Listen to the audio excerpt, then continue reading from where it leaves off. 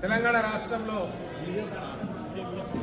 ప్రతిష్టాత్మకంగా బంజారాల యొక్క ఆత్మగౌరవానికి ప్రత్యేకంగా నిర్మించినటువంటి సేవాలాల్ బంజారా భవన్ ఏదైతే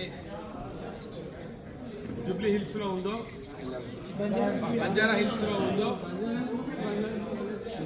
దానికి అనుగుణంగా ఇవాళ గత కొద్ది రోజులుగా యావత్ భారతదేశంలో ఉన్నటువంటి బంజారాలను కలిసి వేస్తున్నటువంటి ఒక సంఘటన, ఏదో లంబాడీలను ఎస్టీ జాబితా నుంచి తొలగిస్తున్నామని, తొలగించాలనేటువంటి కోరుతున్నటువంటి వాళ్ళు దాని మీద స్పందించినటువంటి యావత్ తెలంగాణ రాష్ట్రంలో ఉన్నటువంటి ఇటు పార్టీలకు అతీతంగా, హోదాలకు అతీతంగా అందరూ, అంటే ఇక అన్ని సంఘాలు, రాజకీయ నాయకులు, విద్యార్థి సంఘాలు, ఉద్యోగ సంఘాలు, దాదాపు అన్ని పార్టీలు కలిసి వాళ్ళ మేము ఒక నిర్ణయానికి వచ్చాం. రాష్ట్ర ప్రభుత్వాన్ని ఒకటే కోరుతా ఉన్నాం, మా మీద ఎవరైతే ఈ ఎస్సీ ఎస్టీని తొలగించమని అన్నటువంటి వ్యక్తులు ప్రస్తుతం మీ పార్టీలో ఉన్నారు, మీరు వెంటనే వాళ్ళను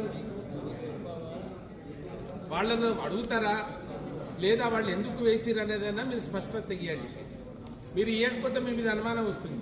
అందరికీ మేమే కాదు, తెలంగాణలో ఉన్న 40 లక్షల బంజారాలకు అనుమానం వస్తుంది. కాంగ్రెస్ పార్టీలో ఉండేటువంటి ఎమ్మెల్యే కులాల మధ్య సమస్య పెడితే, అది ఒక సామాజిక వర్గాల మధ్య సమస్య సృష్టిస్తే అది చట్టపరంగా నేరంగా అవుతుంది కనుక మీరు వెంటనే వాళ్ళను సస్పెండ్ చేస్తారా, లేదా మీకు ప్రమేయం ఉంది చేసిరా లేదా అని తెలపమని మేము ఇవాళ కాంగ్రెస్ ప్రతినిధులు వచ్చిన వాళ్ళని అడిగితే వాళ్ళు హామీ ఇచ్చారు. త్వరలో మేము ముఖ్యమంత్రి గారు, మేము పార్టీ అధిష్టానాన్ని కలిపి మా ఆవేదనను కూడా వాళ్ళ ముందు వినిపించడానికి వాళ్ళు ఒప్పుకున్నందుకు మాకు సంతోషంగా ఉంది. కానీ ఇది మాటలకే కాకూడదు. ఇప్పటికే చాలా రోజులైంది. రేపు 9వ తారీఖు నాడు సుప్రీంకోర్టుకి ఏదో నివేదిక పంపాలన్నారు. నేను రాష్ట్ర ప్రభుత్వాన్ని, ముఖ్యంగా ట్రైబల్ వెల్ఫేర్ డిపార్ట్మెంట్ని కోరుతా ఉన్నాను, మాకు ఏమీ మీరు ఫేవర్ చేయవలసిన అవసరం లేదు. మేము అటువంటి దొంగ పనులు చేసి ఏం రాలేదు. కేంద్ర ప్రభుత్వం ఏ చట్టాల ప్రకారంగా మమ్మల్ని అయితే గిరిజన జాబితాలో చేర్చిందో అది 1950 నుంచి ఉన్నది, అది సరిగా పంపించమని ప్రభుత్వానికి కోరుతూ, మరి ఇప్పుడు ఉన్నటువంటి ఈ ఐక్యత మీరు చూడండి. ఈ రాష్ట్ర నిర్మాణం, ఈ రాష్ట్రం ఏర్పడడానికి కూడా మేము భాగస్వాములు అయిన సంగతి మీకు తెలిసి ఇంతకంటే ఎక్కువ చెప్పలేము. మరి మా ఆక్రోశానికి గురి కాకుండా వెంటనే పరిష్కరించాలని, ఇక ఇది మళ్ళా జన్మలో కూడా ఎవడైనా ఇటువంటి లంబాడి అంటే మేము మా హక్కుల కూడా కొట్లాడుతున్నాం. మేము ఎవ్వరి మీద మాకు ఈర్ష్య లేదు. మాకు ఇచ్చినటువంటి హక్కులను ఎవడైనా హరిస్తే మరి ఇది సహించేది కాదని తెలియజేస్తూ, మరి మాజీ మంత్రివర్యులు ఇద్దరు ఉన్నారు, ఇక్కడ ఎంపీ గారు ఉన్నారు, మంత్రి గారు ఉన్నారు, వారు కూడా ఒక 2 నిమిషాలు వాళ్ళ అభిప్రాయాలు కూడా. మంత్రి గారు అందరికీ నమస్కారం. ఇవాళ మా బంజారా ముఖ్య నాయకులు గౌరవ ఇప్పుడే మాట్లాడిన సీతారాం నాయక్ గారు, రవీందర్ నాయక్ గారు, రాము నాయక్ గారు, రామచంద్ర గారు, రాజ్ కుమార్ గారు, వాలియా నాయక్ గారు, సురేష్ గారు, అలాగే గౌరవ పెద్దలందరూ రామచంద్రన్న, మిగతా పెద్దలందరికీ పేరు నమస్కారం. అనుకోకుండా ఒక కార్యక్రమంలో రాష్ట్ర వ్యాప్తంగా ఉన్న మా గిరిజన జాతి బిడ్డలందరం కూడా కలుసుకోవడం జరిగింది. అందులో రాజకీయ నాయకులు, పార్టీలకు అతీతంగా అలాగే ప్రభుత్వంలో వివిధ స్థాయిలో జాతిని ముందుకు తీసుకెళ్ళడానికి పనిచేసిన గౌరవ పెద్దలు మరి జగన్నాథరావు గారు, బీటీ నాయక్ గారు, లేకపోతే రిటైర్డ్ అయిన పాండురంగ నాయక్ గారు, అందరం చాలామంది కలుసుకున్నాం. పెద్దలు సీతారాం నాయక్ గారు అన్నట్టు కొన్ని రోజులుగా జాతి మీద జరుగుతున్న దాడి కొందరు పనిగట్టుకొని మరి మేమందరం కూడా లంబాడి జాబితా నుంచి తొలగించబడుతున్నామని చెప్పి ఈ జాతిలో కొంత ఆందోళన, కొంత ఆవేదనను గురి చేస్తూ ఉన్నారు. ఇది ఇవాళ సుప్రీంకోర్టులో వేసిన, గతంలోనే హైకోర్టులో ఇది మన పరిధి కాదు, హైకోర్టు పరిధి కాదు, ఇది రాజ్యాంగంలో పొందుపరిచిన విధంగా భారత పార్లమెంట్లో ఒక చట్టాన్ని తీసుకొచ్చి, యాక్ట్ని తీసుకొచ్చి, తద్వారా మాత్రమే ఇక్కడున్న గిరిజనులు అప్పటికే 76 నుంచి 76 వరకు నష్టపోయారు.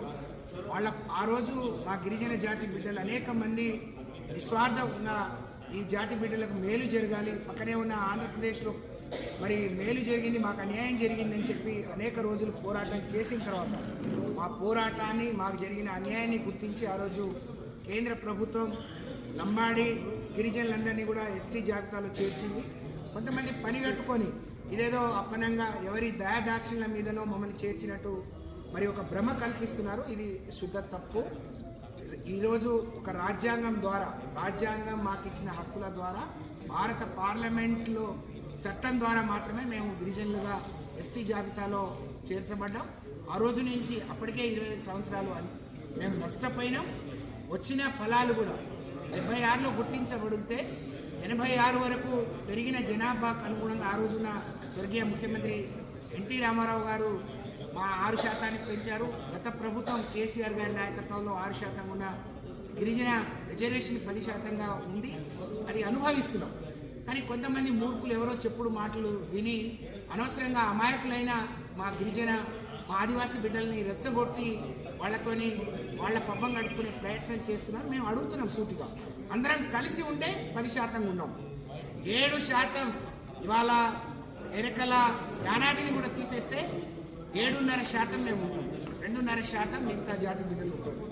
33 కులాలు 7.5% ఉంటే 30 కులాలు మరి 2.5% మాత్రమే ఉంటారు. ఈ రిజర్వేషన్ మీకు ఇట్లనే ఎందుకు కొనసాగుతుంది? గతంలోనే మీకు జరుగుతున్న నష్టాన్ని తెలుసుకొని మీరు రిజర్వేషన్ని కూడా అందుకోలేని పరిస్థితిలో ఉన్నారని రాష్ట్ర ప్రభుత్వం గుర్తించి మీకంటూ ప్రత్యేకంగా మీ జనాభా దామాషా ప్రకారం మరి అన్ని అవకాశాలు మీకు కల్పించడం జరిగింది. దాన్ని గుర్తించుకొని మసులుకుంటే మంచిదని చెప్పి కలిసిమెలిసి మళ్ళీ మనం ఒక తల్లి బిడ్డలుగా బతుకుదాం. కానీ ఇవాళ ఉన్న ఏదైతే ఈ ఆందోళన కారకులైన భద్రాచలం ఎమ్మెల్యే గారు, లేకపోతే ఆదిలాబాద్ మాజీ ఎంపీ గారు కాంగ్రెస్ పార్టీలో ఉన్నారు. రేవంత్ రెడ్డి గారు గౌరవ ముఖ్యమంత్రి గారిని మేము ఈ వేదిక నుంచి డిమాండ్ చేస్తూ ఉన్నాం. మరి వారిద్దరు వ్యక్తులుగా చేస్తే వారి మీద మీరు కాంగ్రెస్ పార్టీకి ఏదైనా చర్య తీసుకోండి. మీ పార్టీ అభిప్రాయం కానప్పుడు మీరు ఎందుకు వాళ్ళను ఉపేక్షిస్తున్నారు? మరి వాళ్ళ మీద చర్య తీసుకోకపోతే మా జాతి బిడ్డలందరూ ఆందోళన చెందుతున్నారు. దాని మూల్యం చాలా పెద్ద ఎత్తున మీరు మరి చెల్లించుకోవాల్సి వస్తుంది. దానికి మీరు సిద్ధపడతారని నేను అనుకోవట్లేను. మేము కూడా ఇక్కడ ఉన్న అందరం కూడా జాతి కోసం, మేము వచ్చిన ప్రాంతానికి, మేము వచ్చిన జాతికి హితోధికంగా మరి ముందుకు తీసుకురావడానికి ప్రయత్నం చేసిన వాళ్ళం. రాజ్యాంగం తెలుసు, చట్టాలు తెలుసు, హక్కులు తెలుసు, ఎవరు ఏం చేయిస్తున్నారో కూడా మాకు తెలుసు. కాబట్టి దయచేసి ఇలాంటి పనికి మాలిన చర్యలను, పిరికిపంద చర్యలను కట్టి పెట్టండి. జాతి అందరినీ కలిసి ఏ విధంగా ముందుకు తీసుకెళ్ళాలి, అందులో ఎవరైనా వెనకబడితే వాళ్ళని ఏ విధంగా ముందు చేతులు పట్టుకొని ముందుకు ఏ విధంగా తీసుకెళ్లాలనే దాని మీద మీ దృష్టి పెడితే మంచిదని చెప్పి నేను తెలియజేసుకుంటూ, మేమందరం కూడా ఇవాళ కార్యాచరణ రచించుకున్నాం. త్వరలో ఆ కార్యాచరణను ప్రజల ముందు పెడతాం. ప్రభుత్వం దగ్గరికి వెళ్తాం, ముఖ్యమంత్రి గారి దగ్గరికి వెళ్తాం, ప్రతిపక్ష నాయకుల దగ్గరికి వెళ్తాం.